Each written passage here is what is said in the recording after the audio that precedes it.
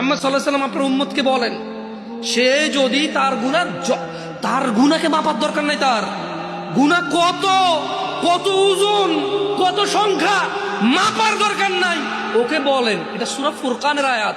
আমি কোন হাদিস বলছি না যে আপনি জাল বলবেন, দঈফ বলবেন, মুনকার বলবেন, মওযু বলবেন, তর্ক বিতর্ক শুরু করে দেবেন। এটা কোরআনুল কারীমের আয়াত, এর অনুবাদ করছি। আল্লাহ বলছেন যে আপনার এই উম্মতদেরকে বলে দেন, গুনার সংখ্যাও কেন গুনছে, ও ওজন কেন করতেছে, ও বেঁচে আছে না, ও নিঃশ্বাস আছে না, ও তো মারা যায়নি, এখনো ওর জন্য তওবার দরজা খোলা আছে, ও ফিরে আসতে পারে, ও ফিরে আসতে বলেন। ও বলুক আল্লাহ যা করেছি আর করবো, তাহলে তওবা করছে, কি করছে? তওবা। এবার বলতেছি আল্লাহ তাকে বলেন ও আমানা, ঈমান আনতে বলেন, ও আমিলা আমালান সালিহা, ভালো কাজ করতে বলেন, এবং তাকে বলে দিন আমি আল্লাহ ফাউলাইকা ইউবাদদিলুল্লাহু সাইয়্যাতিহিম হাসানাত, তাকে বলে দিন তার পূর্বের সমস্ত গুনাহ আমি নেকিতে পরিবর্তন করে দেব। ওয়া কানা আল্লাহু গফুরার রহিমা, কারণ আল্লাহ অতীব দয়ালু ও ক্ষমাশীল।